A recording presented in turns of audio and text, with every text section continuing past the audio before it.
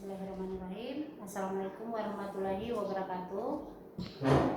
Terima kasih atas kesempatan yang diberikan kepada saya untuk memaparkan atau mempresentasikan mata kuliah Manajemen Internasional yang dibawakan oleh Profesor Dr. Nurwati SE MSI dengan tema makna dan dimensi budaya. Jadi kita langsung pada pokok pembahasan. Pokok pembahasan di sini terdiri ada 4. Yang pertama sifat budaya, keragaman budaya, nilai-nilai budaya, pengintegrasian budaya dan manajemen. Next. Yang pertama yang kita bahas sifat budaya. Kata budaya di sini berasal dari bahasa Latin, kultura yang terkait dengan pemujaan atau ibadah. Budaya adalah pengetahuan yang diperoleh yang digunakan orang untuk menafsirkan pengalaman dan menghasilkan perilaku sosial. Pengetahuan ini membentuk nilai-nilai, menciptakan sikap dan mempengaruhi perilaku. Sebagian besar sarjana budaya akan menyetujui karakteristik budaya berikut. Yang pertama belajar, kemudian berbagi, kemudian transgenerasional, budaya, simbolis, berpola, yang terakhir adaptif. B. Keragaman budaya. Ada banyak cara untuk menguji perbedaan budaya dan dampaknya terhadap manajemen internasional. Budaya dapat mempengaruhi transfer teknologi, sikap manajerial, ideologi manajerial, dan bahkan hubungan bisnis dan pemerintahan. Next. Contoh spesifik di mana budaya masyarakat dapat secara langsung mempengaruhi pendekatan manajemen. Itu ada 8 contoh.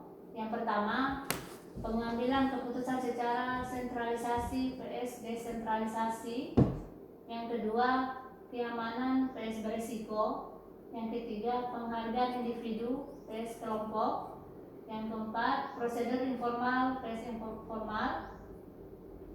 Kesetiaan organisasi tinggi vs rendah, kerja sama vs persaingan, jangka pendek vs jangka panjang, dan yang terakhir stabilitas vs inovasi.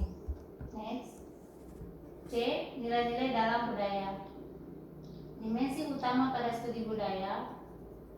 Nilai adalah keyakinan dasar yang dimiliki oleh seseorang terkait dengan apa yang benar dan yang salah, baik dan buruk, penting dan tidak penting. Perbedaan dan persamaan budaya di berbagai budaya. Nilai-nilai pribadi telah menjadi fokus berbagai studi antar budaya. Contoh, perbedaan dalam nilai-nilai kerja antara orientasi barat dan orientasi suku karyawan kulit hitam di Afrika Selatan, di mana kelompok barat di sini menerima prinsip-prinsip etika kerja Protestan, kemudian sedangkan kelompok suku tidak sama sekali menerima. Next. Transisi nilai. Apakah nilai berubah seiring waktu? George England menemukan bahwa sistem nilai pribadi relatif stabil dan tidak berubah dengan cepat. Namun perubahan terjadi dalam nilai-nilai manajerial sebagai hasil dari budaya dan teknologi.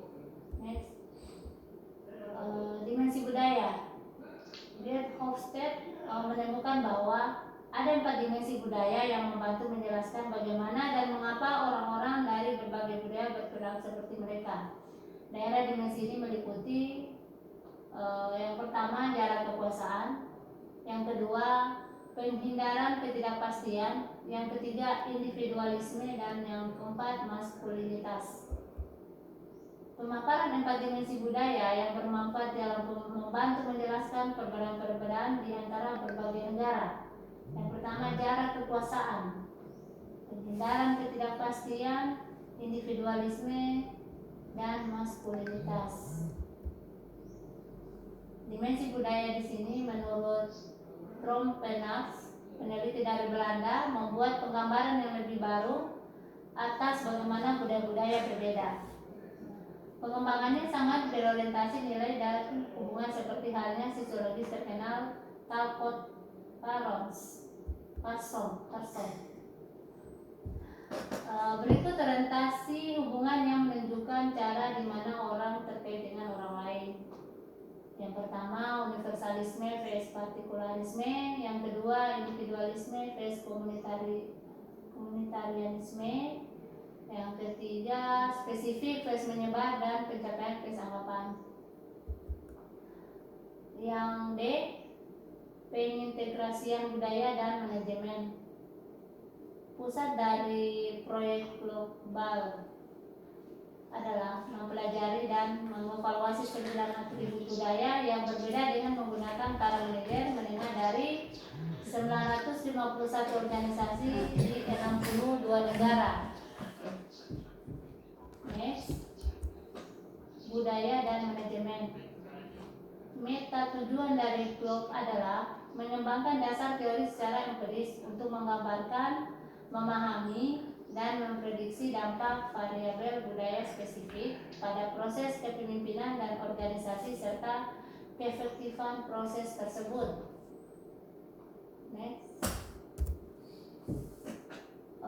Proyek GLOB mengidentifikasi 9 dimensi budaya. Yang pertama, penghindaran ketidakpastian, jarak kekuasaan, kolektivisme 1, kolektivisme 2, egalitarianisme, ketegasan, orientasi masa depan, orientasi performa, serta orientasi kemanusiaan.